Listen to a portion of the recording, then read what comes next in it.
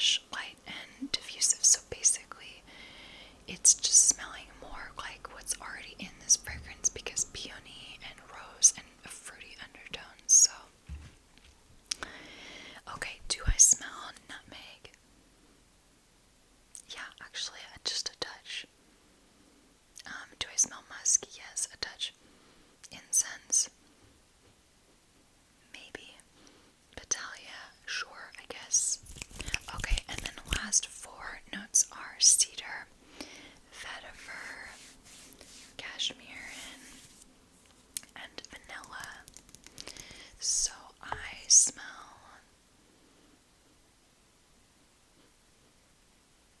maybe a touch of vetiver, maybe a touch of cashmere, a touch of vanilla. I don't know, honestly, I feel like I kind of get all of these notes. They make sense to me. So yeah, okay, now that I've just smelled a bunch of the Bee Layered, I'm gonna go ahead and smell the Delina Original. This is, yes, I prefer the original. It's definitely less, the Bee Layered, I feel like plays up the things that I don't like about Delina. So it plays up the rhubarb, I would say. Maybe it plays up like the nutmeg and the incense. This one, it's like better blended and a little toned down to my nose, but to the untrained nose, I feel like, you know, and honestly, I'm not that trained, but I've been smelling perfumes for like 2 years consistently. I feel like to someone who doesn't regularly smell perfumes, they would say this basically smells the exact same, but to a very trained nose, like someone more trained than me, they would definitely, you know, be able to detect some differences. Well, I will tell you, the Bee Layered is definitely stronger. It's stronger, it's a little bit heavier, maybe a touch woodier, and maybe I get a little bit more rhubarb, that's what I would say. So I'm looking at the notes on Delina, the original, and it has pretty much exactly all of the same notes, except I see that it has a top note of bergamot, which we did not have that in the original, or the Bee Layered. But other than that, everything is exactly the same. So yeah, pretty much the same notes. It's obviously designed to be a dupe, and I think it's a pretty decent dupe, but not spot on.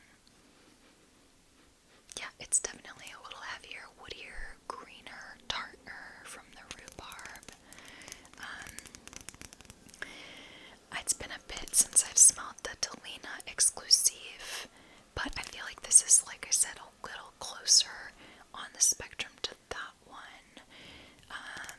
Like, it's not, I'm not saying it's a dupe for that one, it's actually closer to the original Delina, but it's just like moving in that direction of the exclusive, I would say.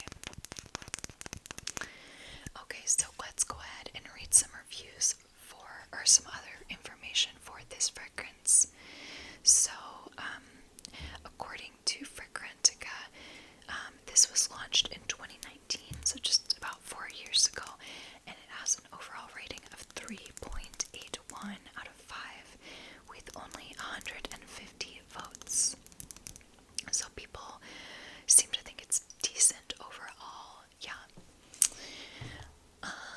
Some other information.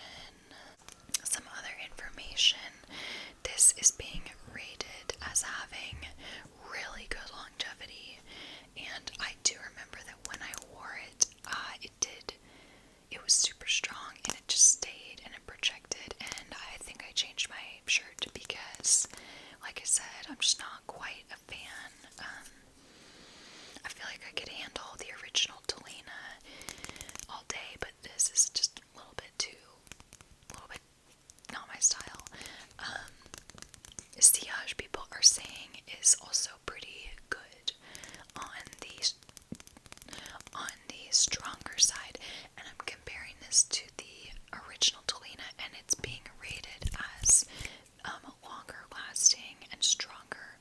So this dupe is pretty bold. Okay, for gender, people rate this as feminine leaning, just a touch unisex. The original Delina is being rated as more feminine leaning, which I agree, because like I said, this amps up the like woody, slightly aromatic green qualities. So yeah. Oh yeah, for sure. This is